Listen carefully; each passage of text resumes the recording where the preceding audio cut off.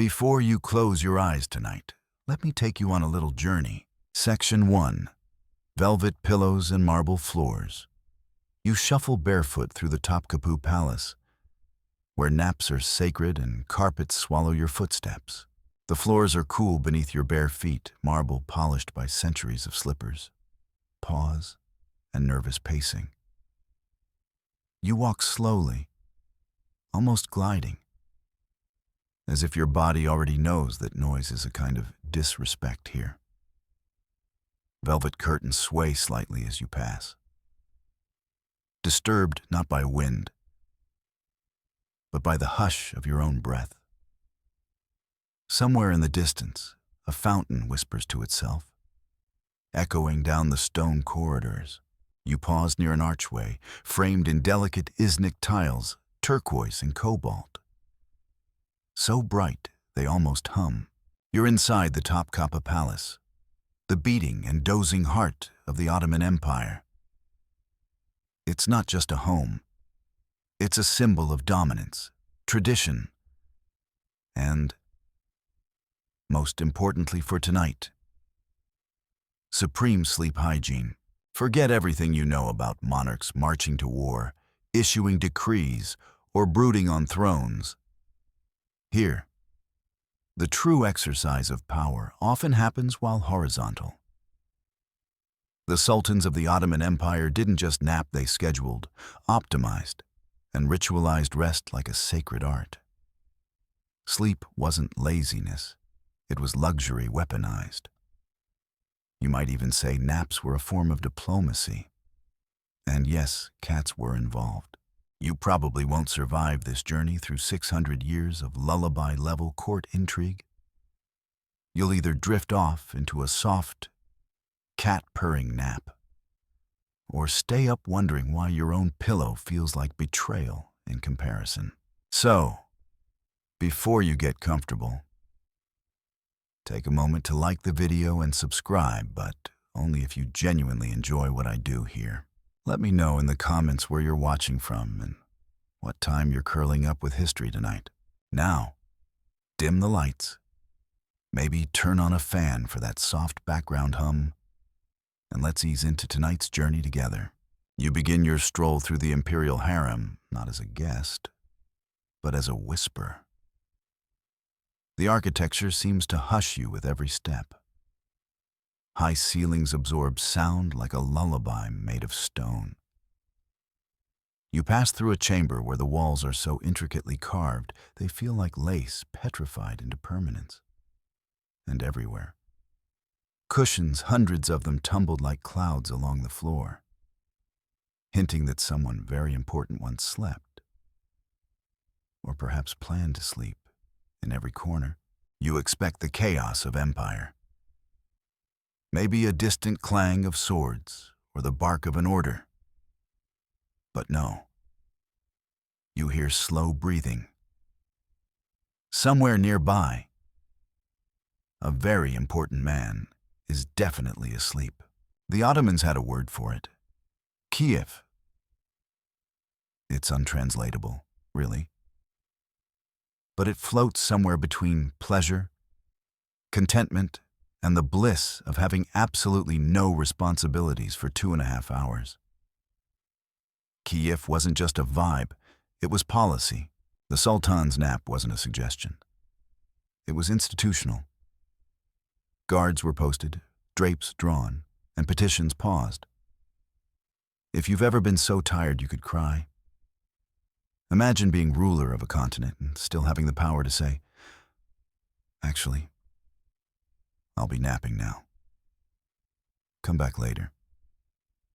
That's not indulgence. It's empire-level boundary setting. Historians still argue whether these naps began for health reasons or simply to emulate Persian court traditions, where midday rest was seen as a sign of sophistication. Either way, the result was the same silence. Palatial silence. Even the calligraphers softened their quills. You find yourself in the third court, where the Sultan's private chambers await. The doors are inlaid with mother-of-pearl so intricate it looks like light trapped in wood. Inside, there's a bed platform. Not high, but wide, big enough for dreams to sprawl. No mattress as you know it.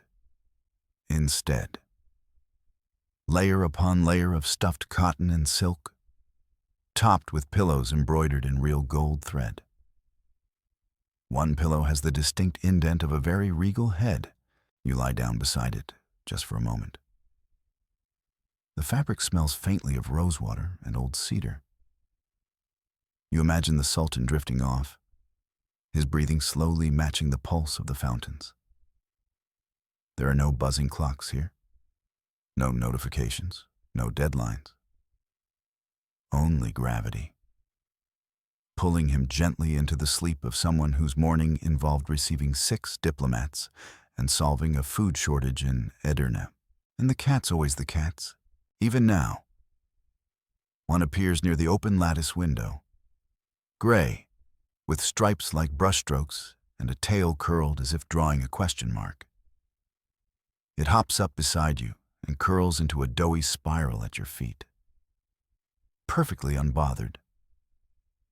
These cats aren't pets. They're palace residents. Ottoman law even ensured their protection. Some even say the cats were considered blessed, too dignified to be owned, too useful to ignore. The cat purrs. You blink slowly. A fringe historian once suggested that cats were permitted in sleep chambers not only for pest control, but because their rhythmic purring was thought to ease digestion and lull the Sultan into deeper rest. Another theory: the cats were an early form of political metaphor, aloof, faiblard, inscrutable, and only loyal to those who truly fed them. As you stretch slightly, still resting on your side, you can feel the sun shift. Light filters in through the lattice, making a mosaic on the opposite wall. This was the time of day when the palace moved at half speed. Even the birds seemed to chirp in lowercase. You sit up again, gently, behind you. The doorway frames a eunuch in deep plum robes. He nods, acknowledging your presence, but offering no words. This is sacred space. And this is just the beginning. Because naps in the Ottoman court were not isolated habits. They were a philosophy, a structure, a subtle war of status. And soon, you'll find out exactly how far one must go to earn a nap in this world of silk and silence. But not yet. Right now, there's just the soft pad of paws, the drift of incense from the antechamber, and the comforting notion that, for all their grandeur, even sultans needed their rest. Section 2. The Sultan's Afternoon. Soon you witness the daily siesta rituals of Ottoman rulers, scheduled, guarded, and surprisingly, science-based. You remain in the third court a moment longer, letting the sense of stillness soak through your skin. Then, with the languid pace of someone moving through honey, you follow the faint scent of cardamom and sandalwood down a quieter hallway. There are fewer guards here, fewer windows. Everything softens. This is the part of the palace where time bends. Afternoon light doesn't rush, it diffuses. Clocks don't tick, they sigh. Welcome to the Sultan's official nap routine. Unlike your own chaotic afternoon crashes on the couch with one sock still on and a phone falling on your face.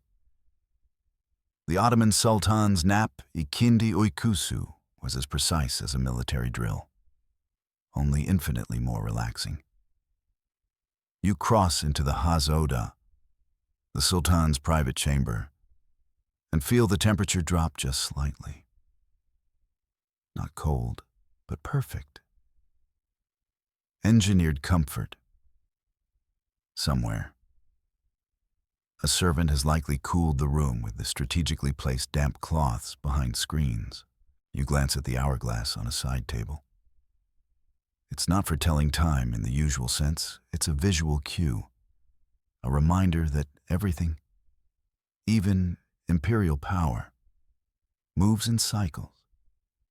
Even this glass, turned over by the Sultan's personal page when the lunch trays are cleared, ticks the countdown toward Kiev. The daily rhythm of court life bowed to this ritual. Morning decrees, diplomacy, divan meetings, afternoon nap, and not just for the Sultan. Everyone in the inner palace operated on the understanding that between roughly 2 and 4 o'clock, sleep reigned. This wasn't laziness. This was sustainability. You recline against the doorway and imagine the ritual unfold. The Sultan would be bathed, not scrubbed, but steeped in warm water like a very powerful tea bag, robed in linen, anointed with rose oil. He might drink a sherbet cooled with snow from the mountains of Anatolia, kept in ice cellars under palace gardens. And then, finally, he'd stretch out on an elevated divan beneath mosquito netting so fine it looked like mist caught in midair. One servant's job was literally to wave a fan. Another might read aloud from Persian poetry until the Sultan's breathing slowed and deepened. You try not to be jealous, but you are. Just a little. Historians still argue whether this routine had medicinal roots. Some claim physicians at court believed the digestive process was most efficient during semi-reclined rest. Others point to broader Islamic wellness traditions that emphasized balance rest, prayer, work, nourishment. It wasn't indulgence. It was considered intelligent governance.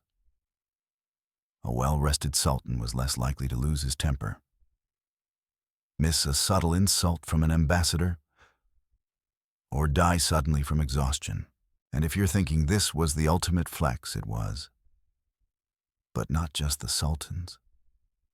The power to sleep, uninterrupted, while an empire churns outside your chambers, that's control. You follow the sound of soft bells into a side room where attendants are preparing linens. One is fluffing a pillow with a level of reverence normally reserved for relics. The pillow cover is hand-woven silk, and inside, not feathers, but amber and lavender-stuffed cotton. Fragrance mattered. It wasn't just for comfort, it was defense. Against illness, against nightmares, against the intrusive thought that maybe you shouldn't be this relaxed during a political crisis. There's an apocryphal story whispered in palace halls about Sultan Ibrahim. Yes, the infamous Ibrahim the Mad. They say his naps were so erratic that entire court schedules were rearranged based on whether he had slept the night before. He once dismissed his Grand Vizier mid-sentence because the man sneezed just as the Sultan was drifting off. True, maybe. Embellished, almost certainly. Still, you wonder if the fear of interrupting a nap wasn't greater than the fear of being executed. You pass through another chamber, this one less ornate. Clearly for junior concubines and younger princes. Here, the naps are shorter. No poetry, no sherbet. Just a corner, a cushion, and 30 minutes of quiet. Everyone started somewhere, in the harem. Even rest was political. To be permitted a long, undisturbed nap meant you were trusted, respected. High enough in the invisible hierarchy that your absence wouldn't be questioned. In a space where upward mobility was constant and alliances were whispered between veils. A full nap was worth more than gold. There's an odd little detail from one court diary scribbled. Almost an afterthought. The harem cats prefer the Sultan's sleeping chamber to all others. That's not a metaphor. These cats, some say descendants of Prophet Muhammad's own feline companion, Muetza, were considered good omens. One legend insists that a sultan once canceled a military campaign because a cat fell asleep on the map. Another record shows palace expenses, including payments for fish bought specifically for the cat's slices of sturgeon, no less. You stop beside a window. Outside, the courtyards are silent. No music, no shouting. Just a breeze rustling through cypress trees. It's as if the entire palace inhales together. Holding, waiting, and then, somewhere deeper in the palace, a soft chime rings out. The nap is over. You hear the shift immediately. Footsteps return. Doors creak open. The hush lifts like fog in the sun. Life resumes. But for 2 sacred hours, power looked like stillness. Like a man lying under gauzy linen while a cat curled at his feet. Like a servant reading Hafiz in a half-whisper. Like an empire pressing pause, and you exhale. Maybe this whole nap thing isn't such a luxury after all. Maybe it's a necessity, especially when ruling the world. Section 3. When cats ruled the divan. You spot palace cats curled on royal cushions, spoiled, respected, and possibly more powerful than advisors. You walk now with a new awareness, not of noise, but of its absence. In the Ottoman court, silence wasn't just etiquette, it was design. Every hallway, every curtain, every slippered footstep worked in harmony to preserve a kind of tranquil command. And within that silence, you begin to notice who really owned the palace. A soft meow cuts through the stillness. There it is again. Closer this time. You turn and spot the unmistakable figure, a palace cat. Not scrawny or skittish like an alley creature, this one has swagger. Its fur is thick and well-groomed, as if it, too, had just risen from a power nap in silk sheets. It pauses mid-stride, one paw suspended, and gives you a look half curiosity, half indifference. The feline resumes its stroll without hurry, tail high, like it has an appointment with destiny. You follow. Cats in Topkapi weren't just tolerated. They were woven into the fabric of daily palace life, practically stitched into the tapestries if you looked closely enough. Ottoman culture held deep respect for cats, religious, practical, aesthetic. They were both vermin control and quiet companions. In an empire that prized elegance, cats were effortless. One Ottoman chronicler wrote that palace cats would often wander into official divan meetings. No one dared shoo them away. It was considered good luck. The presence of a cat during royal deliberation was seen by some as divine approval. Others just figured the cat was bored and liked the carpets. You turn a corner and find the cat again, now perched on a low stone sill, basking in a shaft of sunlight. It blinks slowly at you. Not quite an invitation, but not a dismissal either. So you sit. This courtyard is small. Private, likely part of the Valid Sultan's quarters. She, the Queen Mother, wielded enormous influence. And if palace cats favored her windows, you can be sure they received their fair share of delicacies. One fringe account even suggests she ordered special brocade cushions made just for her favorites, though historians still argue whether she meant concubines or cats. It wasn't uncommon for high-ranking women in the harem to feed cats as part of their daily duties. Not in the sense of chore, but ritual. The act of offering a bit of fish or a piece of honeyed bread to a watching cat was quiet. Meditative, spiritual, even. Some claimed it brought blessings. Others just liked the company. You hear whispers nearby, light as silk rustling. A pair of young concubines pass, carrying a tray of food, not human food. You spot a plate of shredded meat, bits of anchovy, a silver dish of water, and yes, a velvet ribbon. Not for tying, but for play. These cats were pampered, possibly bribed. And why not? The cats were, in a way, living metaphors for the court itself. Independent, calculating, curious but cautious, loyal only to those who earned it. There's a charming, if slightly exaggerated, tale about Sultan Abdul Hamid II and his favorite white cat. They say she had a spot reserved beside his prayer rug, and if she refused to enter the room, he would cancel the day's meetings. A sign, he supposedly said, that the energy is wrong. More likely, the cat just preferred the sunlit windowsill. But you don't argue with a sultan or his cat. You rise and follow the soft pad of paws into another chamber. This one lined with books, a library. The cats liked this room best, the attendants say. Warm, quiet, full of places to hide and nap. And there's something poetic about it, and words being preserved in ink while cats slumber nearby, as if guarding the knowledge through naps. One corner of the room holds a niche. A little cat door, small, unassuming, functional.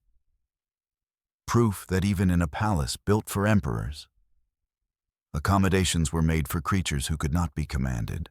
And these weren't just stray cats who wandered in. Many were palace-born, carefully cared for, named fed. There's record of an actual line item in the palace budget for feline nourishment. Their fish was imported from the Bosphorus. Their beds, yes. Beds were cleaned weekly, sometimes by the same eunuchs who managed the Sultan's laundry. It's said that when the muezzin called the adhan for afternoon prayer, the cats would gather in the courtyards, ears twitching, tails curled. Some say they bowed, others say they simply liked the sound. Either way, the cats were present. But here's a strange detail.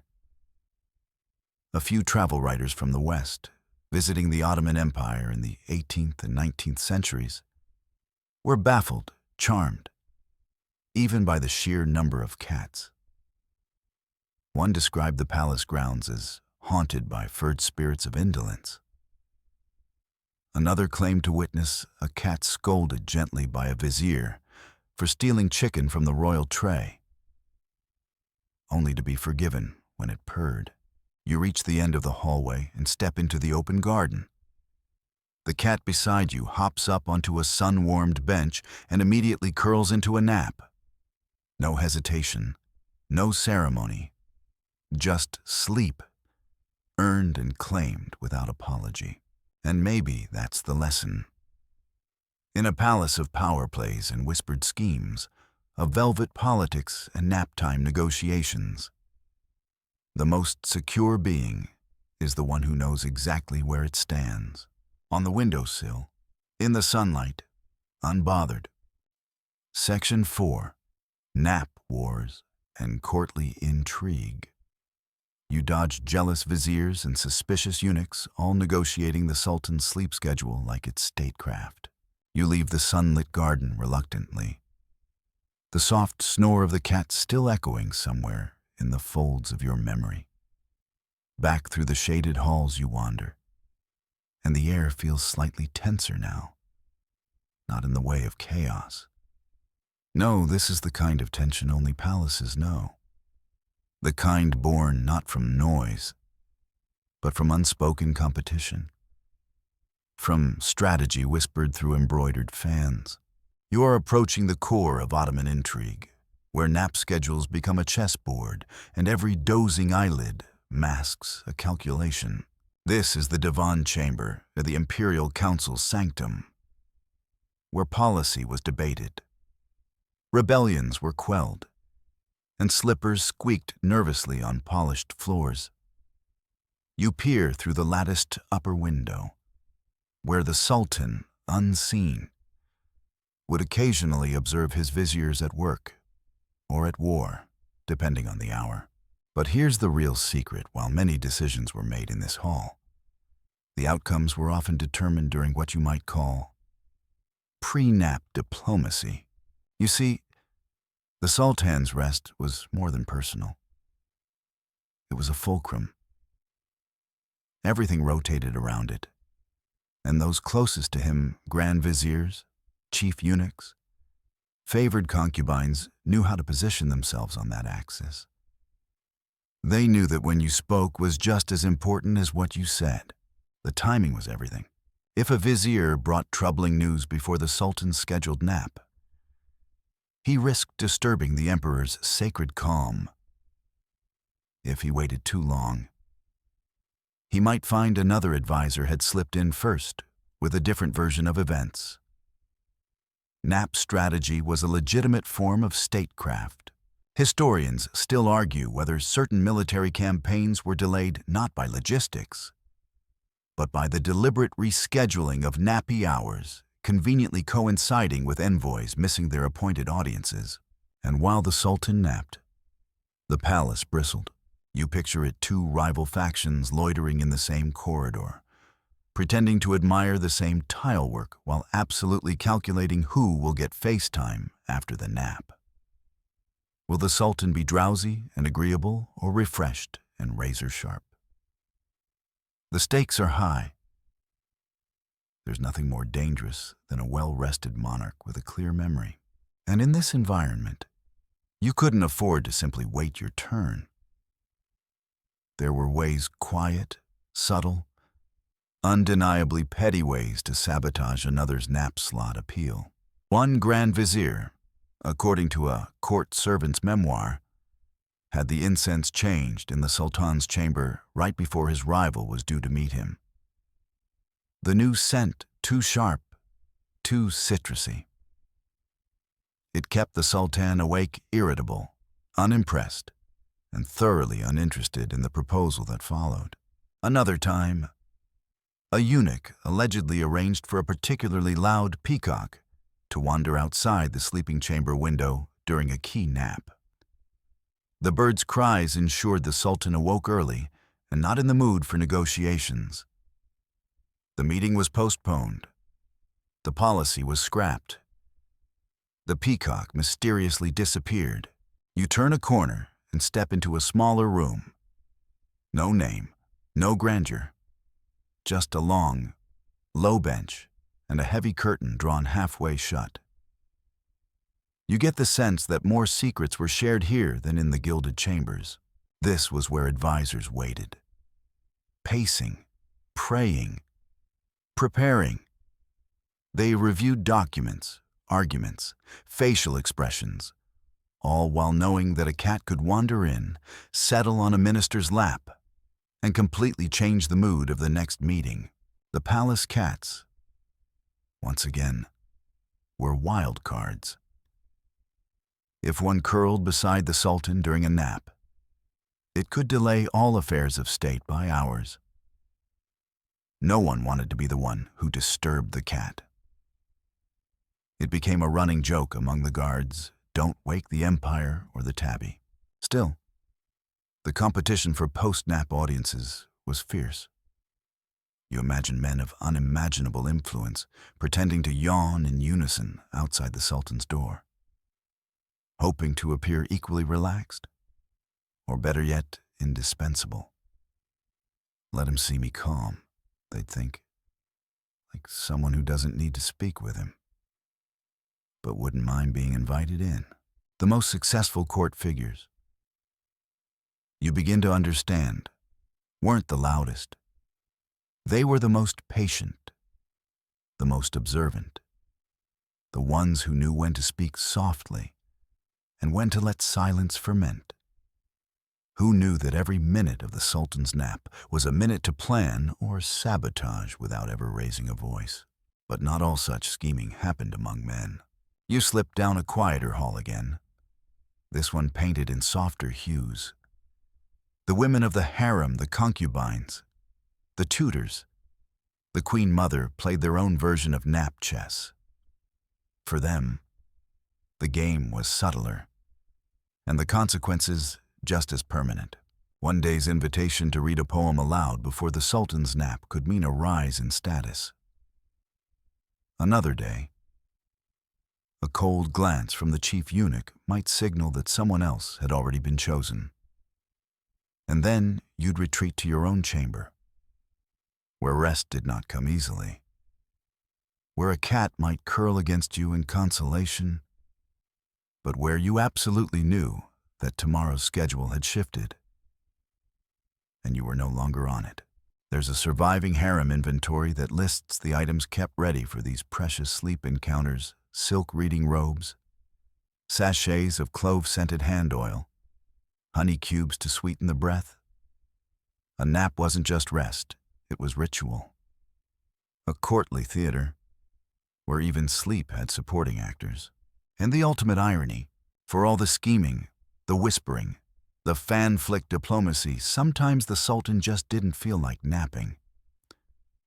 He'd skip it, wander to the aviary, feed the cats himself.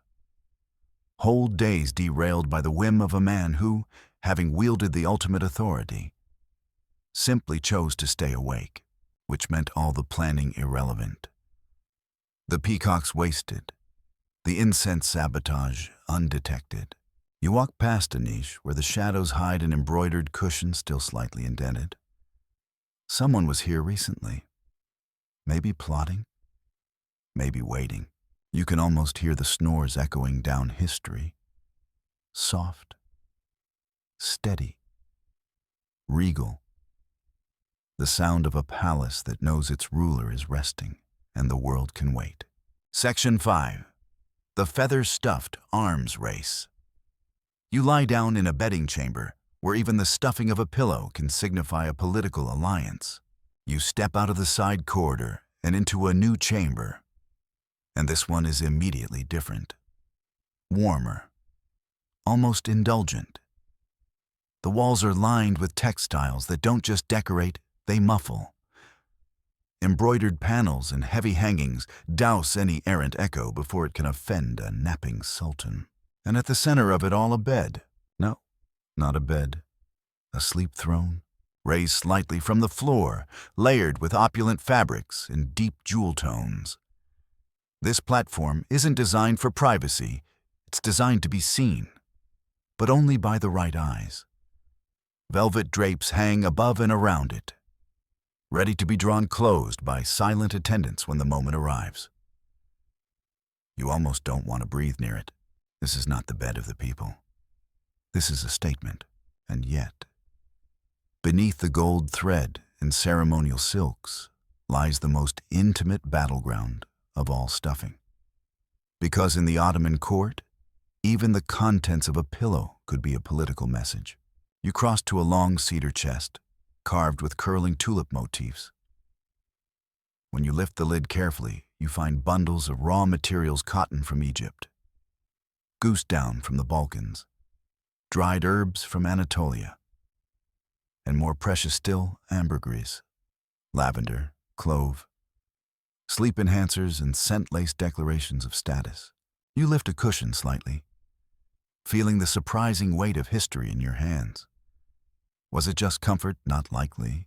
Historians still argue whether the different stuffing materials in a sultan's bedding were chosen for their therapeutic effects or as subtle diplomatic signals. Gifts of premium down from a particular province might mean loyalty, or a bribe, or a veiled threat wrapped in brocade. One fringe record suggests that a failed alliance with a regional emir began with a pillow dispute. Yes, a pillow. The Sultan allegedly refused to sleep on one gifted by the emir, claiming it smelled of rebellion. Did it unclear. But no one saw that emir at court again. You lie back gently on one of the divans, letting your head sink into the silk-covered cushion. It's absurdly soft until, suddenly, you hit a corner where the filling shifts oddly. You dig a little with your fingers and feel. Is that a lump of dried orange peel? Yes. Intentional. Citrus peel was sometimes added to pillows to brighten dreams. Or so they believed. The scent was said to ward off night terrors. Or perhaps just to remind the Sultan of sunnier lands under his control. And it wasn't just the stuffing. The embroidery itself often told stories. One particular pillow found in Topkapa's stores has a small stitched scene in the corner, a lion sleeping beneath a cypress tree. Not a royal crest, not a religious symbol, just a napping lion. Interpret that how you like. You wander over to a cabinet tucked discreetly into the wall. Inside, folded linens rest in perfect order, each labeled, each designated for a specific use. Nap linens were different from nighttime linens. Of course they were. Nap linens had to allow for quicker cooling, lighter coverage, and absolutely no creases that could imprint on royal cheeks. The court portraitists would not stand for it. There's a list scratched faintly on the inside of the cabinet door. A linen rotation schedule, assigned by season, ranked by thread count, annotated with who last slept on what. You blink. This was logistics on par with an army. But for naps, you begin to see why some courtiers referred to the Sultan's bedroom as the feather-stuffed front line. Wars weren't fought here, but alliances were cemented in stitches. There's another tale, half-truth, half-theater, about Sultan Selim III. He reportedly insisted on sleeping with one arm beneath his head. Not for comfort, but because he believed it allowed him to hear the empire better. Under the weight of dreams. The nation whispered to him through the pulse in his wrist. His favorite pillow, still preserved in the Palace Museum, has a shallow indent right where his hand would have curled. Fringe historians point out that this was likely just a sleep habit, exaggerated by hagiographers. Still, it's a poetic image. The Sultan, dreaming with one ear pressed to the veins of his realm. You walk back across the room, noticing for the first time a cat curled beneath the foot of the bed. You're not even surprised anymore.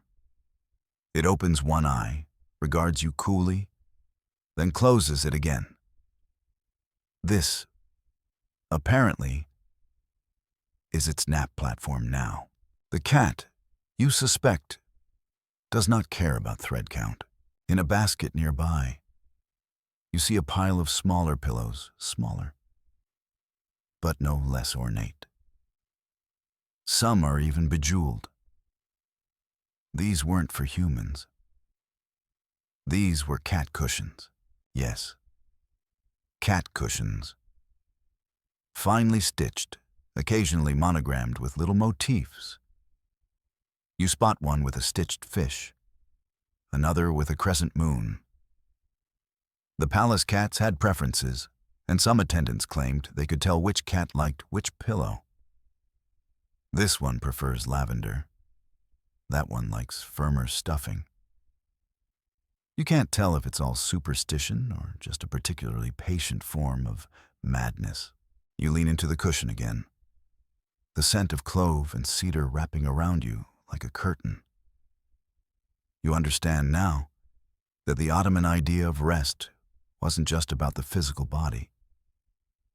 It was a realm, a dominion of softness, of message, of control. To nap was to command. To be allowed to sleep undisturbed was to matter. And to wake, rejuvenated, on the right pillow that was empire maintenance. One REM cycle at a time. Section 6. Dreams as divine messages. You peek into a silk-curtained sleep chamber where scribes interpret royal dreams like diplomatic telegrams. You rise slowly from the cushion, brushing a bit of embroidery thread from your sleeve, and make your way down a narrower hall, arched, lantern-lit, humming faintly with incense and secrets. The rhythm of the palace seems to slow here, not because it's quiet, but because something hangs heavier in the air. You're approaching a space that blurs the line between waking and dreaming. This is where the Sultan's dreams were taken seriously. Perhaps too seriously.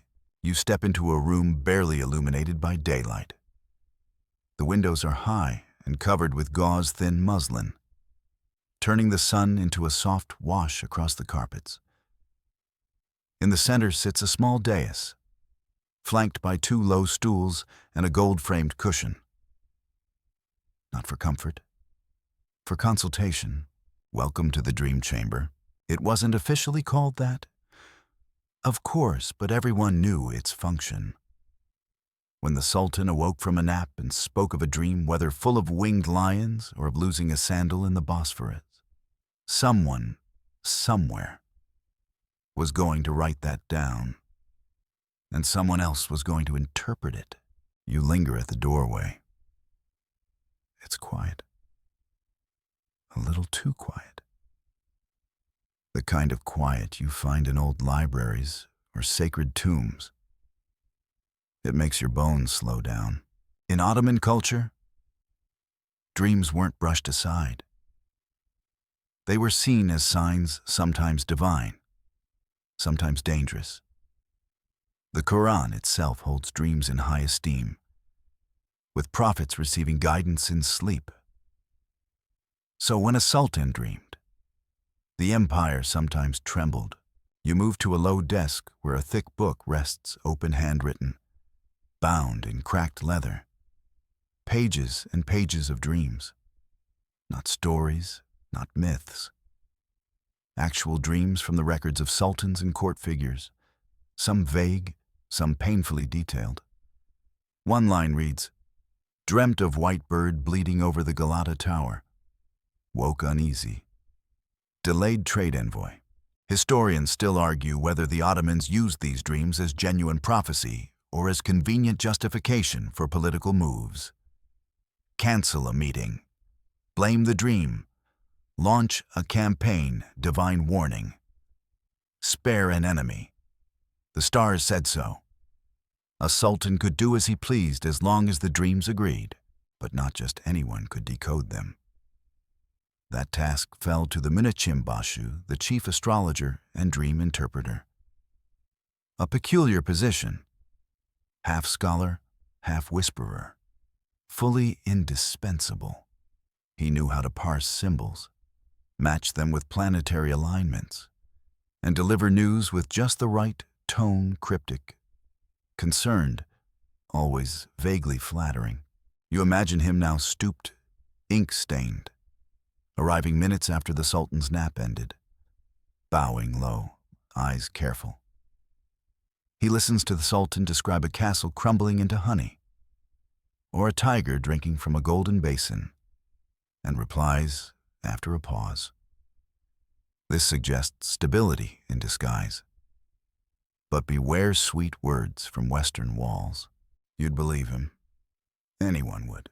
One fringe account claims that the interpreter once warned a sultan not to cross the Euphrates for 7 days, following a dream about fireflies in his soup.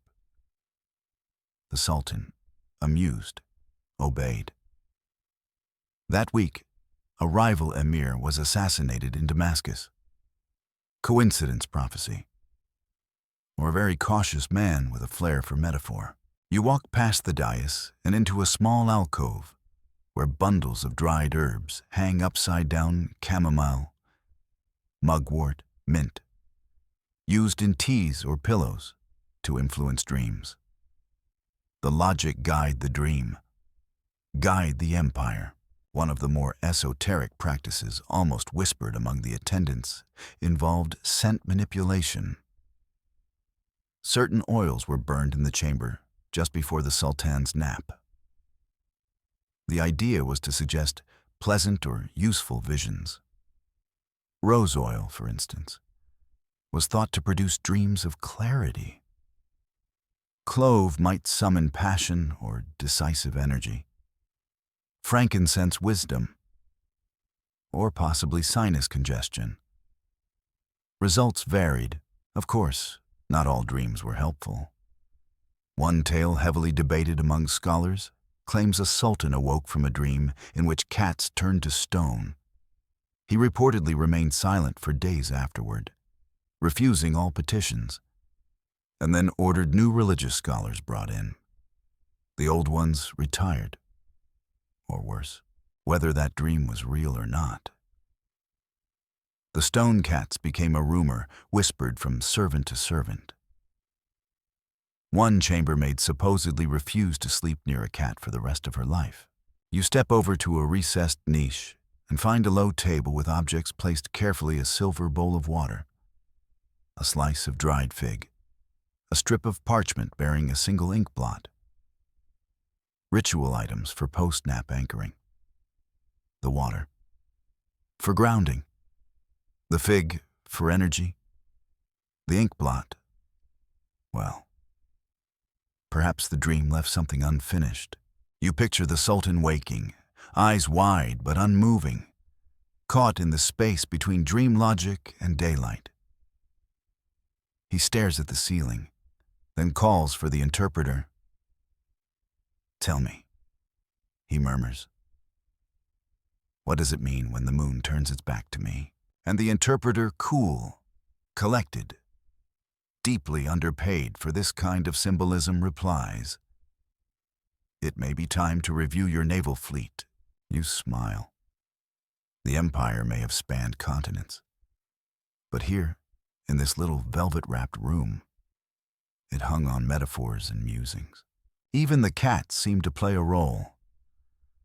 One record suggests a particular black cat frequently entered the Sultan's chamber during these dream sessions, curling at his feet and staring at the interpreter like it knew what was really going on. No one dared remove it. The cat had become part of the process. And maybe that's the strangest truth of all for all the soldiers. Palaces and policies sometimes. The most powerful moment in the empire came when one man awoke from sleep, looked to the ceiling, and said, "Bring me the stars. I had a dream." Section 7. Nap Etiquette for Eunuchs. You follow the chief black eunuch on his break-timed, silent, and never horizontal in the Sultan's presence. You drift back down the corridor, lulled by the rhythm of woven rugs underfoot and the faint scent of oil lamps burning low. The dream chamber fades behind you, but its strange gravity still lingers. You feel lighter, but also slightly unsure whether you're walking forward or floating between realms. This next hallway is quieter still, and colder somehow. The walls are simpler, no gilding, no embroideries to admire. Only smooth stone, perfectly swept. Here, there are no cats. This is the realm of the Quzlar Asa, the chief black eunuch, commander of the harem's order, protector of secrets, and perhaps the only man in the palace who could say no to the Sultan in a whisper. Of course, and unlike the Sultan, the Quzlar Asi did not nap often. But when he did, it was a ritual of extraordinary discretion. You enter a chamber so austere you immediately stand straighter. A single mat, a small wooden shelf, a silver bowl, and in the corner, folded with precise symmetry, a sleep robe. Not silk, not velvet, cotton. Fine, crisp, and unpatterned. Purposeful modesty. Historians still argue whether the eunuchs of the inner court ever truly rested. Officially, they were allowed breaks, brief periods of withdrawal for prayer, washing, even short naps. Unofficially, many worked through fatigue so thick It was said their shadows stumbled behind them out of sync. One eunuch, anonymous in the records as most were, wrote in the margins of a religious text, "When I sleep, I do so on edge. Half of me in dreams, half still listening." You can believe it. These were the palace's ghost men, present but never spoken of loudly, trusted with everything, but never truly free. The chief black eunuch held extraordinary power. He mediated between the harem and the sultan. He organized schedules, monitored loyalties, reviewed messages, and ensured the sleep rhythms of the entire palace unfolded with military precision. You glance at the ceiling, no chandelier. Just a small circular opening, meant to let in light and, symbolically, clarity. Every detail here has intent, especially the sleeping mat, which is low to the ground and angled toward Mecca. When the Kuzlar Asa napped, rare as that was, it wasn't indulgent. It was a shift change, a momentary powering down of a human processor. He didn't recline as much as pause, and yet, even he had his rules. There's an oft-overlooked line in one of the top cuppa household logs. It states, "Chief eunuch to sleep upright, draped behind screen. No horizontal rest within sultan's radius, unless permitted." Yes, you read that right. Even sleep had a hierarchy. The sultan could sprawl across goose-down pillows like a drowsy lion. The chief black eunuch upright, in shadow, vigilant even in slumber. You sit on the edge of the mat and imagine what that sleep must have been like, if it even was sleep. More like rest held by a thread. No dreams, no sprawling limbs. Just a strict, dark intermission. But there's something beautiful here, too. On a small shelf beside the mat is a book of poetry, Ottoman Turkish. Elegant, looped script. Someone marked a page. You lean closer. It reads, "Even the sun bows to the night." If only for a moment. So too must power lean upon sleep. Maybe that was the chief's secret understanding, that to remain sharp, to maintain his razor-wire control over the most delicate political structure in the world, he had to give in, just briefly, to softness. Even the hardest figures in the palace were allowed, required, even to rest. Just not publicly, never indulgently, and never, ever in front of the sultan. A fringe account from an Austrian visitor to the palace, whose descriptions leaned toward the dramatic, claimed he once glimpsed the chief black eunuch meditating, not sleeping, in the garden. "Eyes closed, but spine like a blade," he wrote. A statue of vigilance. Was it sleep? Was it prayer? Was it power? In the Ottoman world, those categories often blurred. You move now into a connected chamber, even smaller than the last. A kind of rest station used by lower eunuchs. On a bench by the wall, worn from years of quiet use, rests a folded shawl.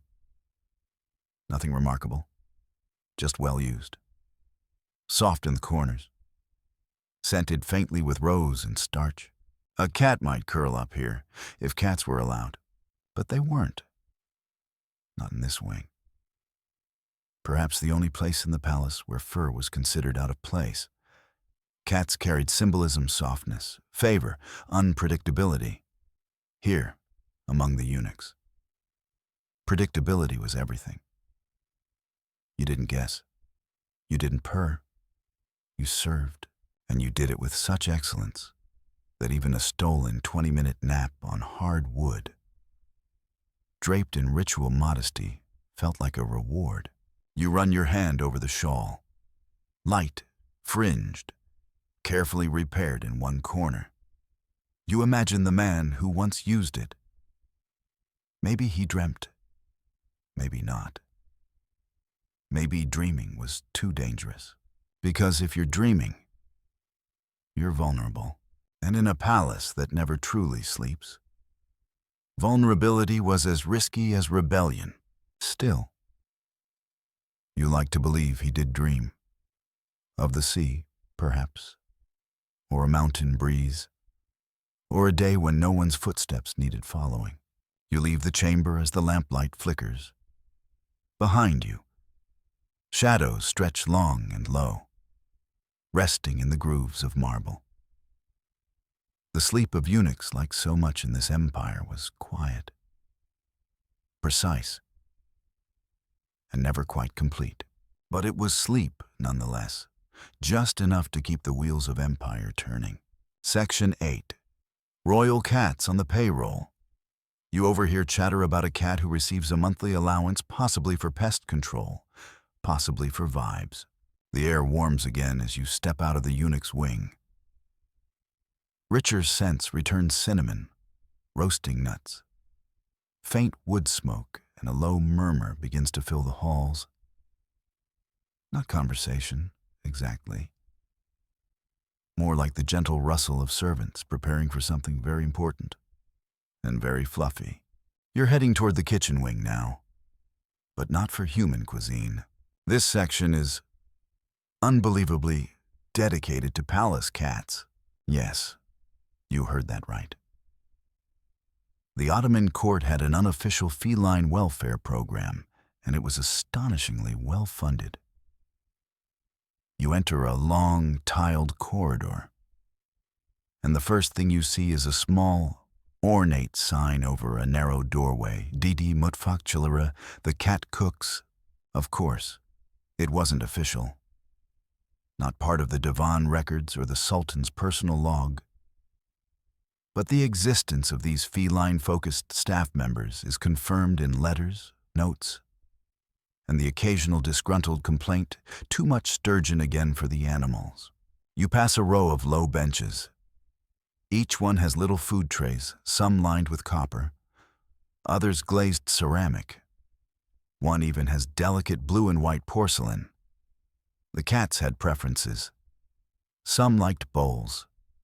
Some liked flat dishes, and at least one particularly moody tabby reportedly refused to eat unless fed from a silver spoon.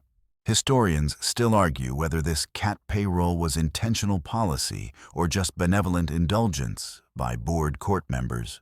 Fringe historians argue something even more delicious: that certain cats were spies. You stop at a wooden shelf where notes are pinned in elegant Ottoman script. Rotations of feeding duties. Fish preferences. One entry reads: the striped one returns only when the vizier visits. Watch him. You can't decide if it's a joke or a footnote in feline espionage. Cats were sacred. Yes, but they were also observant, silent, strategic, like the best members of court. And their presence in the palace kitchens, while charming, was no accident. They controlled pests. They soothed nerves. They enforced an unspoken rule: if a cat trusts you enough to share your space, perhaps you're worth trusting too. A head cook in his 60s once quipped, "I've seen viziers fall, concubines rise, and still, the cats dine first." You peek into one of the small side rooms, a pantry. But instead of grains or dried meats, there's a shelf lined with tiny cushions. Sleep zones. For cats, one is even quilted. You crouch down and notice that each sleeping cushion is placed near a vent or a sun-washed window. A young scullery boy passes behind you, balancing a tray with a folded fish fillet and a single fig. He places it beside a snoozing tabby, bows slightly, and disappears. The cat does not acknowledge him. This is simply how things are. There's a record relegated to the margins of a courtier's journal of a cat who was gifted a ceremonial collar by a foreign ambassador, encrusted with pearls, apparently. The Sultan laughed, supposedly, but allowed the gift, noting, Perhaps she will purr more diplomatically now. Whether the cat wore it is another matter. You move into a more open space now. This is where the cats gathered. A kind of feline salon. Sunlight cuts down in golden columns. You count at least 6 cats lounging in regal repose. One is bathing itself with studied dignity. Another has fallen asleep mid-play, paw still raised. A servant passes, whispering to no one in particular. Don't disturb Sultan's favorite. He gestures toward an enormous orange cat dozing beside a cushion embroidered with lilies. Apparently, even among cats, there was a hierarchy, and with hierarchy came privileges. There are logs, yes, actual budget records that list cat maintenance expenses. The most infamous entry, a monthly stipend paid out in cash to a caretaker for the comfort of His Majesty's chosen animal. What did that include? Rumors suggest personal grooming, midwinter fur warming, and on one recorded occasion, a hand-carved staircase installed beside the Sultan's bed to make it easier for his cat to climb up.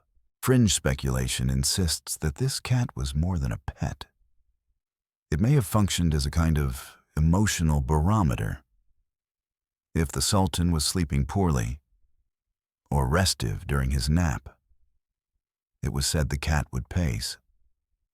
If the cat refused to enter the sleeping chamber, the day's meetings were either delayed or canceled outright. You pause beside a wide fountain in the middle of the cat court. Yes, a fountain, low enough for cats to drink from, shallow enough not to intimidate them. The inscription along its rim is faded but legible. Let them who serve in silence drink in peace. You're not sure if it refers to cats or to the kitchen staff. One of the cats stirs now and pads over to you, light gray, one ear folded slightly. It gives your shoes a brief sniff, then turns and flops onto its side. You've been accepted, or ignored, in cat diplomacy. The two are functionally the same. As you sit beside the fountain, the air humming softly with the trickle of water and the rustle of fur against silk, you start to understand. In this empire of power naps, orchestrated rituals, and dream-fueled diplomacy, the only creatures truly above it all were the ones who answered to no one. They ate when they wanted, slept wherever pleased them, and still, they were loved, fed, protected, even subsidized. In a palace of titles and ranks, the cats had none, and that may have been their greatest advantage. Section 9. Midnight snacks and moonlit yawn. You linger in the imperial kitchens where sleepless cooks prep honey pastries for a sultan with 3 cravings. As you rise from the cat court, the light outside begins to change. Afternoon deepens into early evening, and the palace adjusts its pace accordingly. Meals are cleared. Slippers shuffle a little faster. Servants start closing the heavier drapes. But one part of the palace is only just beginning to stir. You make your way toward the imperial kitchens, not the sunlit daytime ones, but the nighttime ones. The ones that keep their fires burning long after the rest of the world has rolled over and started snoring. The smell of honey, pastry, and something smoky draws you in like a warm hand on your back. This is the realm of ingenuity, the midnight watch, and their mission. Ensure that if the Sultan wakes from a dream with a craving, there's something on a tray within 15 minutes. Yes, even sleep had a menu. You enter a long, warm chamber. Copper pots hang from hooks like heavy fruit. A few low fires flicker in ovens carved directly into the stone walls.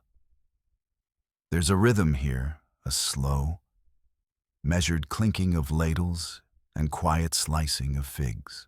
You walk past a cook carefully arranging candied quince on a silver dish. Another is stirring a pot with an intensity usually reserved for diplomatic treaties. And at the center of the activity, near a rack of cooling pastries, stands a man whose hat is far too tall for this hour. He's the night shift pastry master, and he takes his role very seriously. The Sultan may nap lightly, he says to no one, but his appetite does not. And so it was that the Ottoman Empire's most powerful man, wrapped in silk, surrounded by servants, freshly dream-interpreted, might awake at 2:17 Mimfam, with an urge for warm almond pudding and spiced grape molasses, and he would get it. Fresh, decorated, served on a warm tray with a napkin folded in the shape of a heron. Historians still argue whether these late-night cravings were expressions of true hunger or a kind of courtly performance flexing the machinery of service, reminding everyone that the empire did not sleep just because its ruler briefly did. You watch as a young kitchen boy places an array of honey-drenched baklava slices on a tray, each one sliced with such precision you suspect a ruler was involved. A whisper nearby. He woke once and asked only for olives. We prepared 4 types.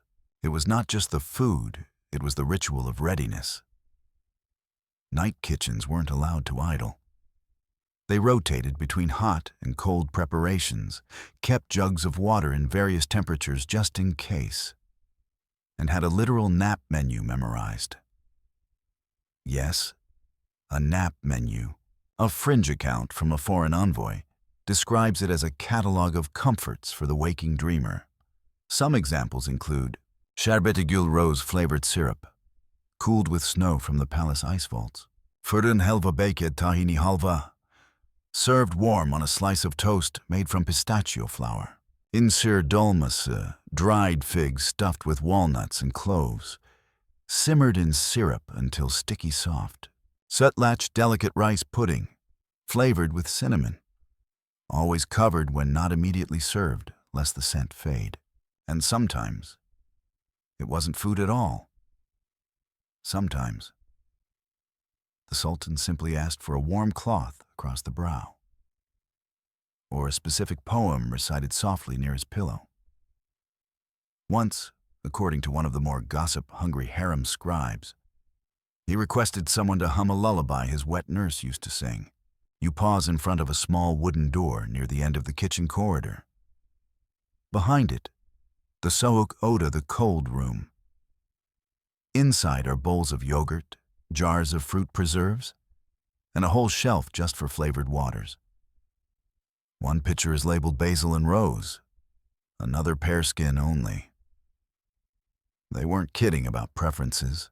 Cats, of course, had their own night tray. You see one now set discreetly in the corner. A few pieces of cooked chicken, a slice of melon, a separate bowl for water with floating mint leaves. You suspect the mint is less about digestion and more about presentation, even in the kitchens. Status dictated proximity.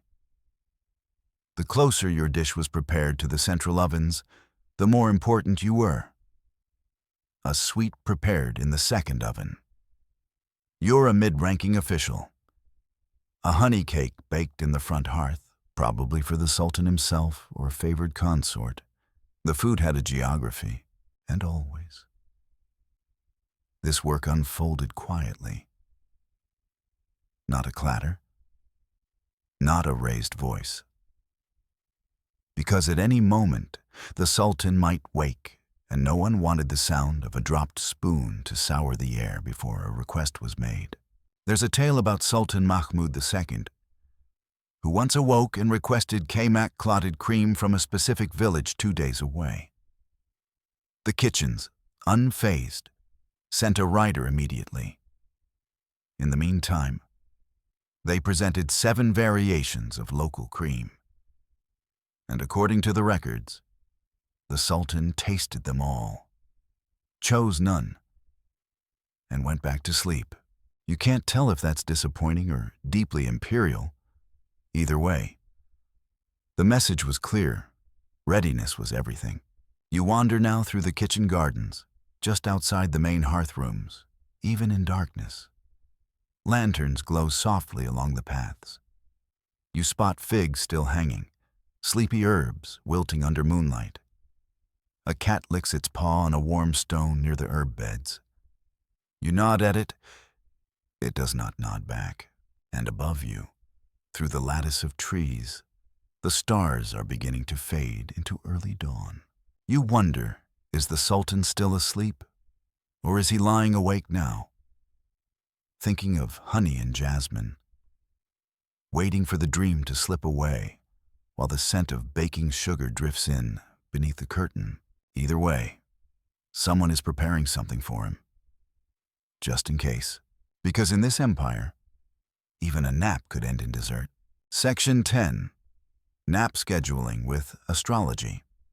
You recline in the observatory tower, where court astrologers chart sleep times by Jupiter's tantrums. The air sharpens now as you follow a spiraling stair upward past the kitchens, past the harem courtyards, past the last of the servants humming lullabies under their breath. Each step rises into thinner silence until the palace falls away beneath your feet. You're climbing toward the Munechimbaşı Kulesi, the astrologer's tower. Yes, the Sultan had court astrologers. And yes, those astrologers helped schedule his naps. You step into the round chamber at the top, where long windows arc across the wall, framing the heavens like a giant clock dial. It's still dark enough to see stars out there, scatterings of them, flung across the sky with a kind of deliberate care. No wonder this was a place of planning. The tower isn't grand, not in the usual sense. No silk, no mosaics. Instead, polished instruments, scrolls, and diagrams pinned like butterfly specimens. A stack of wax tablets, a globe of the moon phases, and in the center, a chart half filled in with today's readings. You move to a wide table near the far wall, where a calendar is laid open. It's not your average month-by-month planner. It's more like choreography, solar patterns, planetary moods, blocks of time inked in soft ochre rest favorable. Avoid decisions, heightened dream potential. You're reading the Sultan's sleep schedule. Historians still debate just how much influence these astrologers had over palace life. Some say the Sultan merely indulged them, a nod to tradition. Others claim that the empire's greatest decisions and its softest naps were timed by Saturn's sullen transit and Mars's meandering tantrums. You look at today's chart moon in Pisces. Nap time extended by 30 minutes. Dream interpretation encouraged, naturally. The Munechimbaşı, the chief astrologer, wasn't some hooded mystic pulling tricks with stars. He was a mathematician, a scholar, and often a librarian on the side. His job, make the unknowable palatable. Take the motion of Jupiter and turn it into yes, my Sultan. Now is a good hour for warm milk and a gentle lie-down. You smile. It's all very scientific. In a very sleepy way. A fringe detail buried in the palace archives mentions a particularly influential astrologer named Yahya Effendi. He reportedly rewrote nap predictions when planetary alignments clashed with the Sultan's mood. Translation, sometimes even Mars had to wait. Still, the belief was strong. The Sultan's naps were tracked and charted like the phases of the moon. Not just the when, but the how. Did he stir? Did he sleep long? Were there dreams? Was the cat present? All were recorded. You find one scroll noting nap delayed due to thunder Saturn square Venus, risk of conflict. The Sultan slept later. That same evening, a rebellion flared in the provinces. Coincidence, possibly. Or maybe the stars really were in a bad mood. You drift toward a tall cabinet in the corner, lined with star maps. Not just for decoration, these were tools. You recognize the Pleiades cluster, circled in ink. A note below it, associated with sudden insight. Ideal for meditation or shallow slumber. Court astrologers sometimes use stars not only to guide policy, but to recommend types of naps. Did the Sultan need a deep, dreamless drift, or a half-hour doze filled with gentle imagery and poetic metaphor? The answer might lie in the movement of Mercury, or in a cat curling clockwise on a specific cushion. Some astrologers went further. They used something called the sleep quadrant model, a diagram based on the Sultan's birth chart. Each quadrant represented a kind of energy physical rest, mental calm, spiritual openness, or intuitive dreaming. Depending on the day's planetary motion, the nap would be adjusted to suit whichever quadrant was open. Sometimes this meant adding incense. Other times, swapping pillows.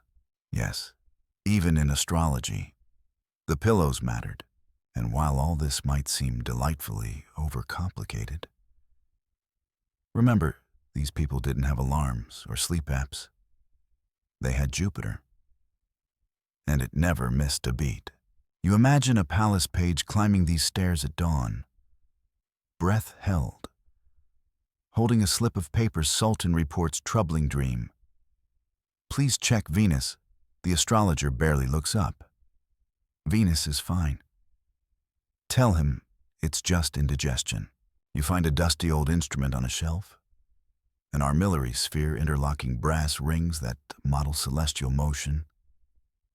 You give it a soft spin.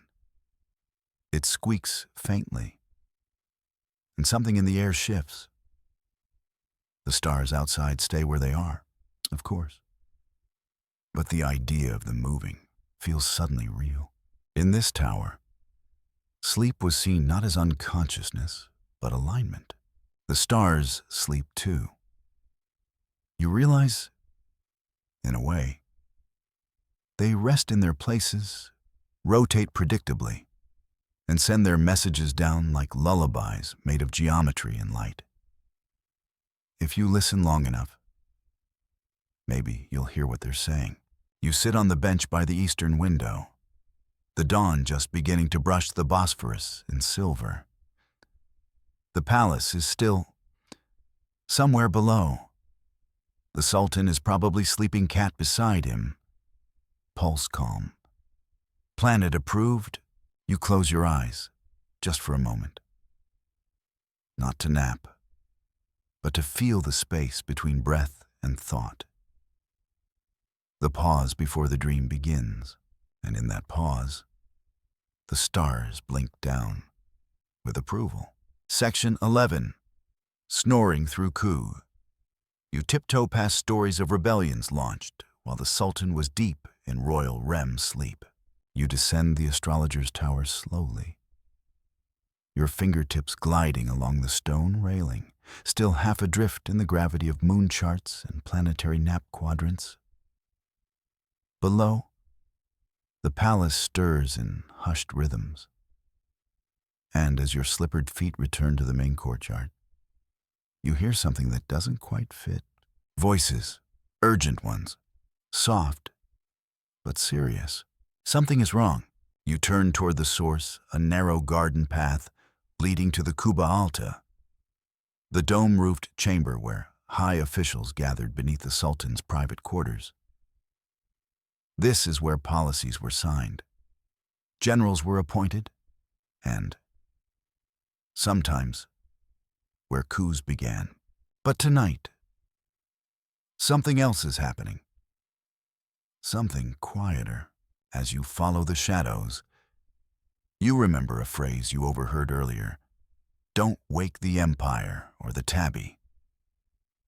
It comes back now with a different weight, because just below all this calm and velvet stillness, there's a very real risk that someone might try to move power while the Sultan sleeps. It's happened before. The Ottoman palace was built on rituals and whispers. And though the Sultan's nap was sacred, it wasn't invincible. Over the centuries, more than one plot was hatched while the monarch dozed beneath gold-threaded linen. And you're about to witness a reenactment whether you want to or not. You move past a colonnade where a faint lantern flickers. Two figures stand under the eaves, speaking low. One gestures toward a sealed door. Another fingers a scroll. You pause at the edge of hearing. They're discussing a reschedule, not of a meeting, but of a wake-up. His Majesty expects to rest until third call, one says. We don't have until third call. The other hisses. If he wakes after, the moment's passed. Historians still argue whether sleep time interruptions were acts of treason or tactical genius. A sultan awoken in the wrong mood could dismantle a career with one glance. But sometimes, that glance was necessary. Because while the sultan slept, enemies moved. You duck behind a carved pillar and remember a tale from Sultan Osman II's reign. According to an embellished account, his assassination was planned during his nap. The conspirators timed the attack for the precise window between his waking and his guard's changing shift. He never fully woke up. And there's the story of Murad IV, who once allegedly ordered 3 officials executed after being awoken by a sparrow's cry. Not because of the bird, but because it meant someone had opened the shutters too early. A breach, a warning. A threat dressed as daylight. You peer into the chamber. Inside, a counselor nervously adjusts his sash. He's about to ask for the Sultan to be awakened early because of a brewing revolt in the east. The astrologers say to wait. The generals say to act. And outside, a kitchen boy with a tray of warm milk just wants to deliver the nap snack and go home. Sleep, it turns out, is a battlefield too. The eunuchs guarding the inner chamber are alert. They don't like this. The chief black eunuch stands nearby, his expression unreadable. He holds the power to deny or permit entry into the Sultan's rest and tonight. That power feels sharp. You look up at the heavy curtain draping the Sultan's door. Behind it, the most powerful man in the empire lies on his side, breathing evenly. A cat curled near his knees. A dream just starting to form, and outside the empire waits. Fringe historians claim there were actual codes developed for waking the Sultan safely. Knock once. Wait 3 breaths. If the cat stirs, pause. If not, proceed. Announce the dream state first. Never speak a name. Always mention the stars. It sounds absurd unless you've ever tried waking someone who rules the world. One eunuch, standing near the curtain, closes his eyes briefly and mutters a verse. Possibly a prayer. Possibly a warning. The tension isn't loud. It's layered. Like the hush before a storm, you step back, retreating into the shadow of the gallery, trying to disappear like the architecture wants you to. This isn't your moment. This is the palace holding its breath. Eventually, the decision is made, not to wake him. Not yet. A servant steps forward with a cooling towel and places it just outside the door, in case the Sultan stirs. A note is tucked beneath it, coded, concise. When he wakes, the empire will wait for his reaction. You exhale. Finally, and begin to understand the delicate balance. Naps here were never truly personal. They were political, ceremonial, potentially lethal. A sleeping sultan was like a paused clock but with all the gears still grinding underneath. Wake him too soon, and the mechanism might jam. Too late, and the damage is already done. You walk away from the chamber now, the voices behind you fading into protocol. Even the moonlight seems to step more carefully. Somewhere, a cat stretches, yawns, and returns to sleep. Section 12. Ottoman Spa Day. Every day you bathe in warm stone hammams and learn how steam and silence prepare the body for luxurious midday naps. You drift now toward a different kind of quiet. Not the tense, breath-holding stillness of secret meetings or dream interpretation, but a deeper, more elemental hush, the kind that lives in stone and steam. Your feet lead you to the palace hammam, the bathhouse, not just a place of cleansing, but of pre-sleep preparation, because here in the Ottoman court, relaxation was not accidental. It was engineered. You enter through a narrow, arched passage, where warm mist curls around the corners like lazy spirits. Your skin prickles instantly. The air is soft with heat, spiced with eucalyptus and damp marble. It smells like everything heavy being lifted from your shoulders. This is where the Sultan, his family, and favored attendants came to prepare their bodies for one of the empire's most sacred duties, napping. And no, that's not an exaggeration. The hammam wasn't just about washing, it was the prelude to slumber, a transitional ritual, like the overture of a symphony before the softness of a well-earned nap. A bath, a massage, a sleep.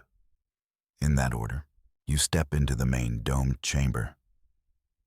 Light filters in through tiny holes in the ceiling, dozens of them, punched like constellations through the stone. Beams of sunlight pierce the steam in soft shafts. And suddenly, you feel like you're inside a cloud that's trying to seduce you. In the center, a raised stone slab gobektaşı radiates heat. This is where the Sultan would recline, limbs draped over hot marble, while an attendant gently poured water over him from a brass bowl. You imagine it now, the slow rhythm of warmth, water over shoulders, fragrant foam building in soft mounds. A moment of such complete surrender that even time stops to listen. Historians still argue whether the hammam served a political role or a purely personal one. Some insist it was a control mechanism, softening the Sultan's nerves before difficult meetings. Others view it as sacred space, a quiet confessional, where palace aides could approach the ruler not with demands, but with questions. When the body was too relaxed to react with anger, you sit on a warm bench along the tiled wall, letting the vapor cling to your clothes. Every surface here is made to encourage release. The floors are warmed from beneath. The marble is slightly concave to hold pools of water. Even the echo of your breath sounds like it's been designed to comfort you. In one corner, a copper bucket filled with rose water sits beside a worn sponge the size of a folded towel. There's a faint smell of lemon and bay leaves. These weren't just for scent, they were believed to relax the joints, ease digestion, and prime the mind for dreams. The Sultan's hammam routine was a production, a quiet one, but highly choreographed. The bathing attendant's Telaklar knew his moods by the temperature of the water he requested. Warm, he was calm. Hot, he needed purging. Lukewarm, he was preoccupied. And yes, this ritual ended, nearly always, in a nap. A nearby scroll, water-stained and brittle, lists the post-bath rest chambers. There were 3, ranked by warmth. The Sultan would start in the hottest and slowly move to the coolest. allowing the body to descend into drowsiness like a ship lowering its sails. By the time he reached the final couch, his pulse would be slow, his breath even, and his readiness to nap absolute. You wander through a side door and find one of these resting chambers. It's small, windowless, just a wide divan draped in linen, and a tray with a small dish of dates and a bowl of spiced milk. You press your hand to the wall, it's warm, still holding the memory of centuries of steam. Here, sleep was a continuation of bathing, a soft exile from the senses, a place where even politics couldn't follow. There's a peculiar story, possibly embroidered with time, of a visiting dignitary who insulted the Sultan's favorite telak by refusing the post-bath foot massage. The Sultan, hearing of this, cancelled all future negotiations with the man's country. Anyone who cannot receive rest, he reportedly said, cannot offer it. The hammam wasn't just for men, either. The women of the harem had their own parallel bath complex. Lavish, perfumed, private. It was here that concubines were selected not just for beauty or wit, but for how gracefully they moved through steam. A well-timed joke told near the plunge pool could change a life. Even the cats made appearances. While they weren't bathed naturally, they were allowed in the warm vestibules, where they dozed on benches or curled in corners, absorbing the heat like furred teapots. One palace record mentions a particularly lazy gray cat who once fell asleep on the Sultan's drying towel rather than disturb it. The Sultan simply used another towel. She clearly needed it more, he said. That towel was never washed. It was framed. Back in the main chamber, you notice the attendants now preparing oils. One with lavender, one with bitter orange, one that smells faintly of toasted cloves. They dab it behind the Sultan's ears, on his temples, on the arches of his feet. Not just perfume, but potion. Each scent was chosen to guide the coming nap deep dreams, physical healing, mental clarity. Fringe scholars argue that these oils were also used to prime the subconscious, that certain combinations triggered visions or aided in memory retention. In the Ottoman court, even sleep was seen as a form of study. You let the warmth soften your limbs as you sit quietly beside the Göbek Taşı. The steam rises around you like incense. And for a moment, you understand why the Sultan bathed every day. Not to clean, not even to relax, but to remember what it feels like to be held by the world, to let warmth erase the borders of the body, to dissolve quietly until only breath remains, and from that breath, sleep. Not chaos, not plotting, just sleep. Because in the hammam, nothing else is allowed. Section 13. Fur, figs, and a Friday fatigue. You help palace staff prepare for the Sabbath slow-down fig-stuffed treats for cats and humans alike. You emerge from the hammam, as if waking from a dream, damp at the collar, drowsy in the bones, and wrapped in the kind of calm that only comes from heat and steam. The palace outside is quieter now, hushed in that late afternoon lull between obligations. The sky has shifted, sun drooping toward the horizon, casting golden ribbons across the domes and cypress trees. But inside, in the belly of the palace kitchens and courtyards, another kind of preparation is underway. It's nearly Friday, and that means one thing: Sabbath slowdown. Friday in the Ottoman palace was not just a day of prayer, it was a logistical ballet. A day when the rhythm of the court softened, expectations paused, and everyone, man, woman, cat, got a little bit more of everything. A bit more sleep, a bit more fig, a bit more forgiveness.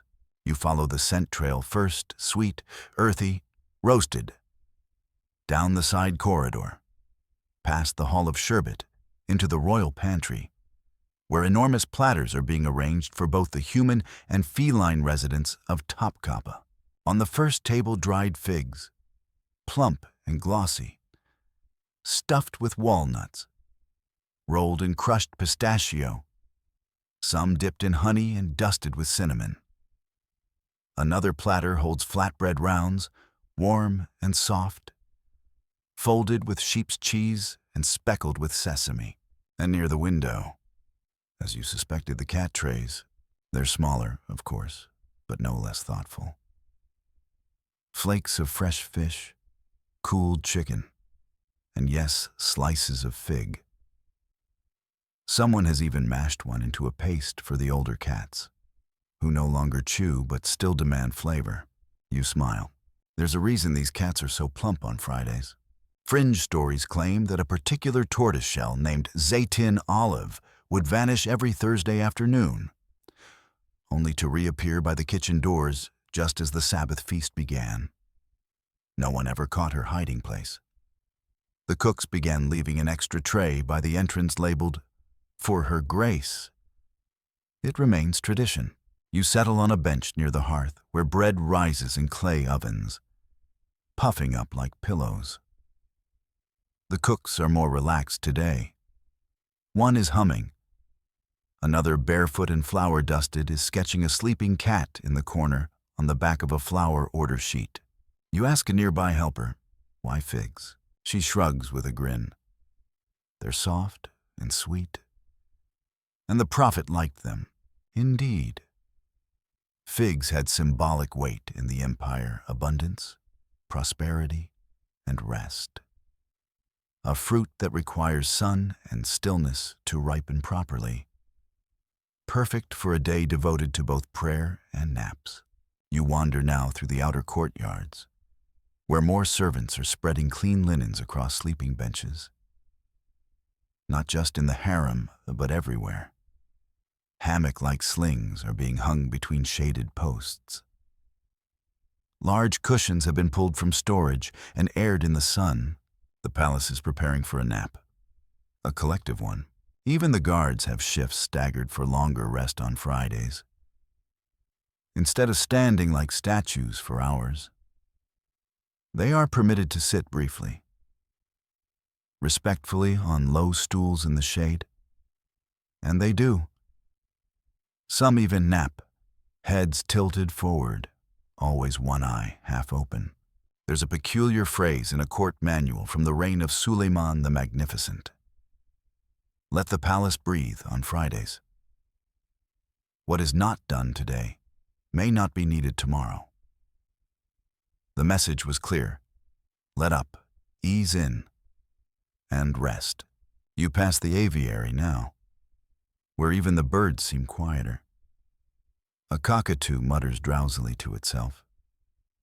A peacock sleeps with its feathers half unfurled, like a fan at half-mast. And beyond that, the Queen Mother's private garden. You enter through a wooden gate softened by vines. It's perfectly still inside, shaded by fig trees.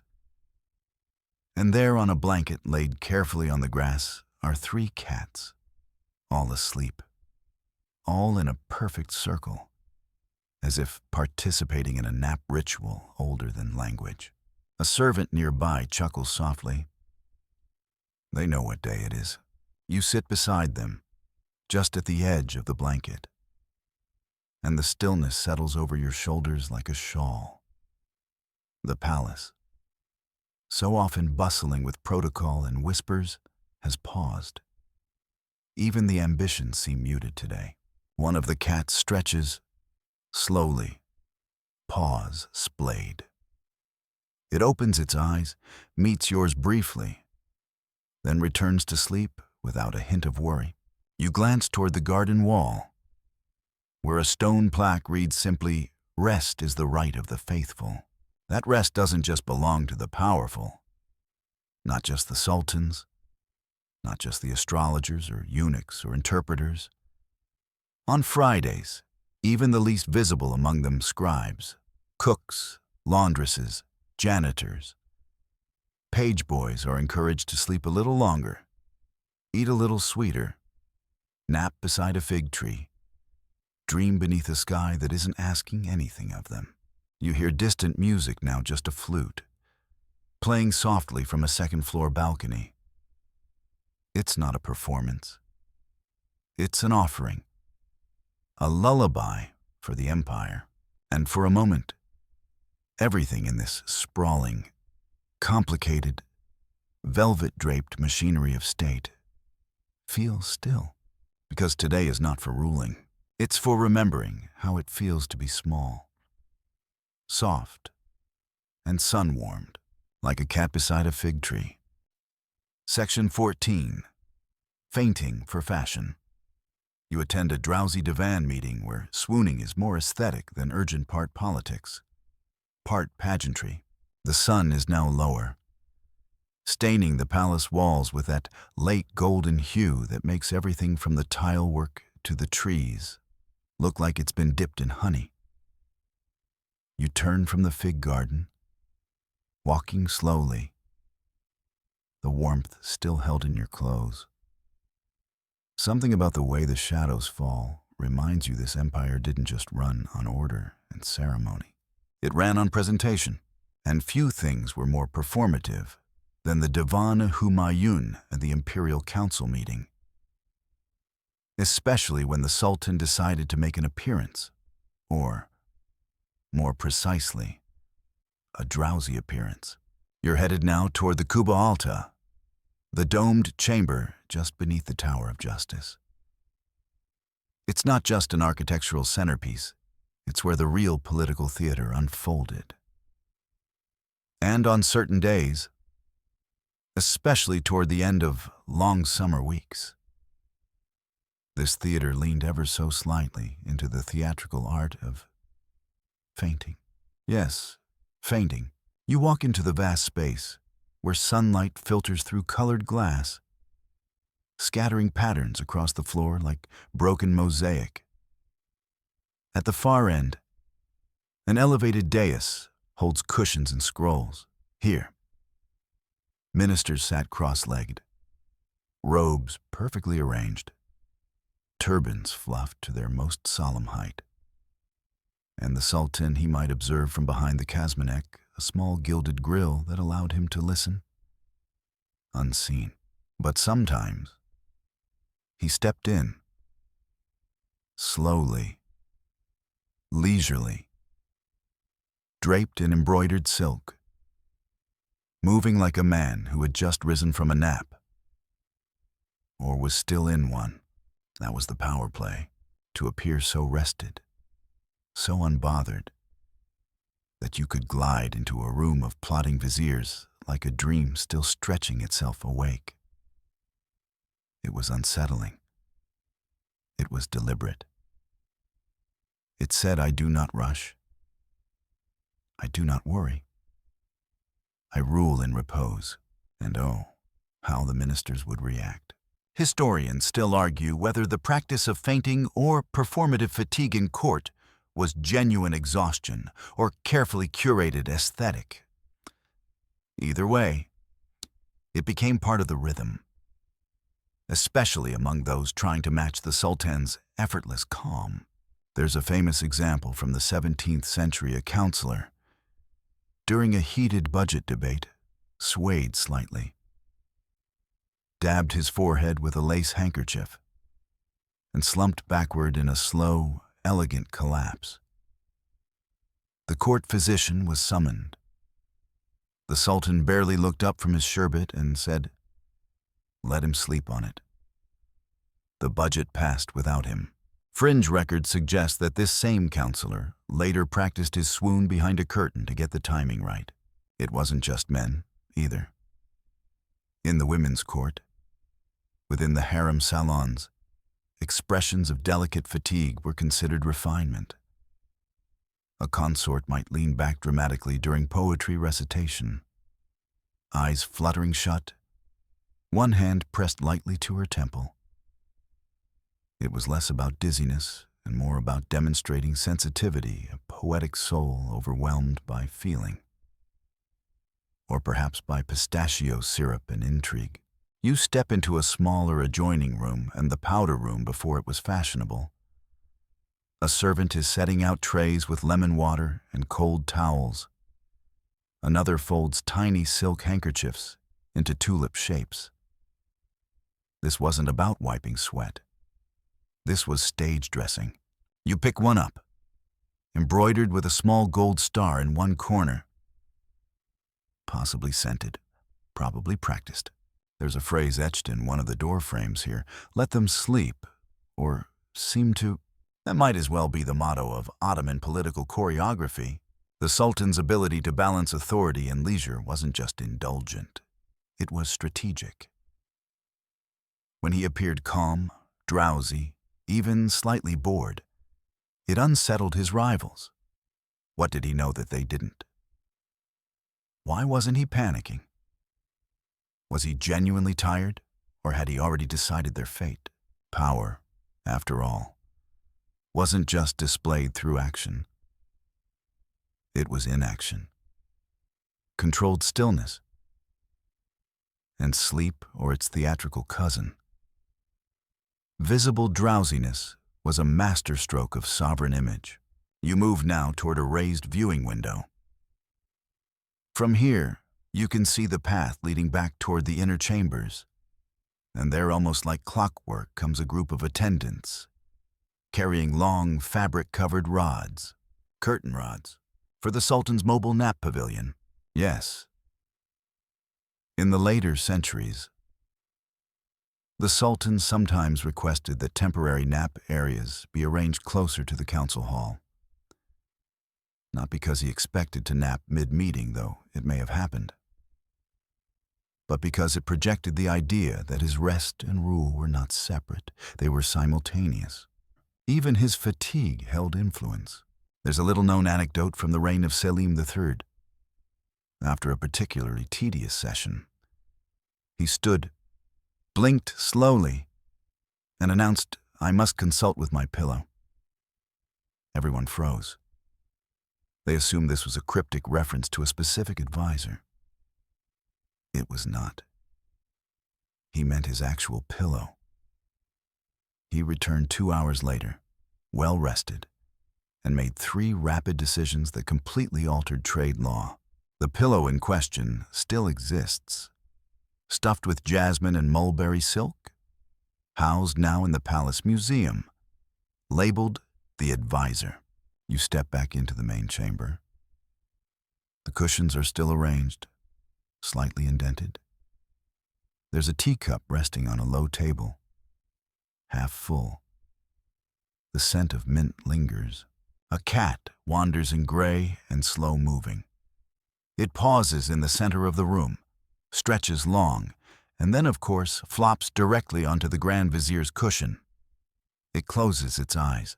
You wonder, was this planned, too? No one will move the cat.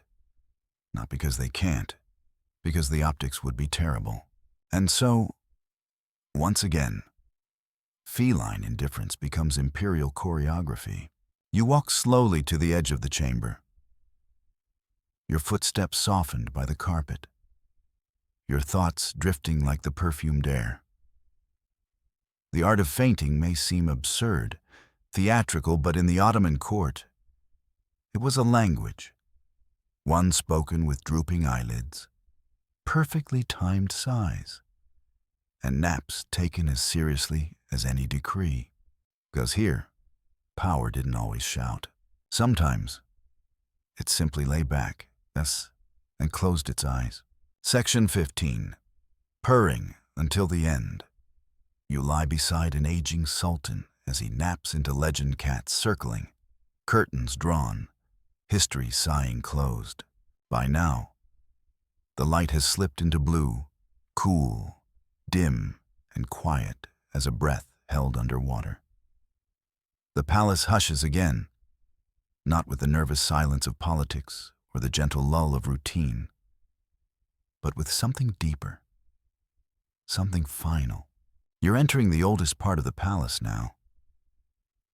The The stones are more worn, the corners darker, the air a little cooler. This is where the past sleeps, and someone else is sleeping too. You step through a tall archway and into a narrow corridor lined with lattice windows. Behind them lies the privy chamber, the Hırka-i Saadet Dairesi, or the chamber of the Holy Mantle, a room of sacred relics, rarely entered, where the sultans sometimes came not to rule, but to rest. Because in the final years of a sultan's life, when the weight of empire no longer thrilled, and sleep felt less like recovery and more like rehearsal, this was where he came to fade. You hear it before you see it. The slow, soft breathing of a man well into sleep. Not the shallow, restless kind, but the deep rhythmic draw of someone whose body knows it's safe. Finished, done. The sultan is old. Not frail, but distant. Draped in wool now instead of silk. Cushions piled around him like petals around the last bloom. And beside him, predictably, is a cat, large, black, coiled like an inkwell on the coverlet. One eye flicks open as you enter. A slow blink. Approval. This is the same chamber where the prophet's cloak is kept. And yet, the sultan naps here beside history, beside holiness, as if it's a favorite room in a quiet house. Historians still argue whether the aging sultans chose this room for spiritual reasons or simply because it was the quietest in the entire palace. Either way, it worked. There's a faint scent of myrrh in the air, and rosewater. A brass incense burner curls smoke in delicate ribbons toward the ceiling. One servant sits quietly in the corner, unmoving, except for the occasional glance toward the sultan's chest, rising and falling in slow rhythm. You step gently around a set of cushions, noting the changes: no more gold embroidery, no more ornate patterns. The colors are soft, faded creamy ivory, dusty blue, the palette of sleep. It's said that the final nap of a sultan, when it comes, is not a dramatic affair. There's no deathbed performance, no gasps or royal declarations, only stillness, a deeper exhale, a moment when a cat gets up, stretches, and wanders quietly out of the room. That's how they know. You lower yourself onto a bench and sit still, watching. This moment, this man, this nap is the exhale of an empire. Not its end, but its sigh. He ruled, he dreamed, he napped through wars and weddings, alliances and betrayals. He negotiated while reclining, whispered policies from under half-closed eyelids, and built his legacy one restful pause at a time. A nearby scroll case is half open. You glance inside court records. But someone, some courtier or servant, years ago has slipped a poem between the pages. No signature. Just a few lines. Let no one wake the lion now. His claws are dulled. His breath is slow. Let curtains draw and waters hush. A sultan dreams in final glow. You close the scroll gently. There's a moment when the sultan stirs. His brow furrows faintly. A dream, a memory. He murmurs something too soft to catch. The cat lifts its head, blinks once, and leans against his leg. It's enough. You notice now that the windows are slightly open. Just enough for the breeze to slip in, and for the sound of the Bosphorus to whisper against the frame. The city breathes out there its chaos, its bustle, but in here, everything has slowed. Everything has surrendered.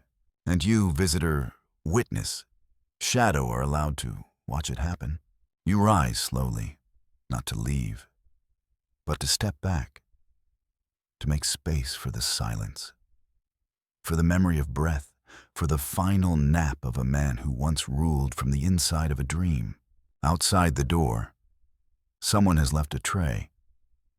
On it, a single fig, a bowl of warm milk, and a velvet pillow. Unused. Perhaps for the cat, or perhaps for the next sultan. Because even as one rests, another begins to stretch. Now the palace is quiet, not the tense hush of waiting, or the ceremonious silence of sacred rituals, but the soft, honest quiet that comes when nothing more is needed. The air has cooled, the lanterns burn low, and the walls, thick with history, seem to hold their breath in sleep. The sultan rests. The cats curl tighter. Even the stars outside seem to dim slightly, as if tucking themselves behind the clouds. You've walked through marble halls and past velvet cushions. You've listened to dreams poured like water into scrolls. You've wandered kitchens at midnight, stood beneath domes warmed by steam, and sat with rulers who use sleep not as escape, but as strategy. And maybe, in this empire of naps, you've found something for yourself.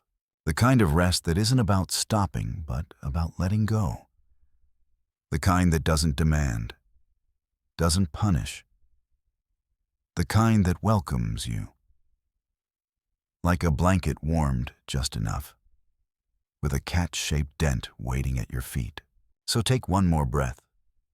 Let it be longer. Let it be slower. Let it carry you not toward anything urgent, but inward. Like a small boat gliding silently across still waters. Let the stories dissolve now. Let the empire sleep. You've earned your rest, too. And if a soft paw touches your dream, or if a curtain rustles in your memory, don't worry. It's just the palace, checking that you're warm enough. Good night. End of script. Sweet dreams.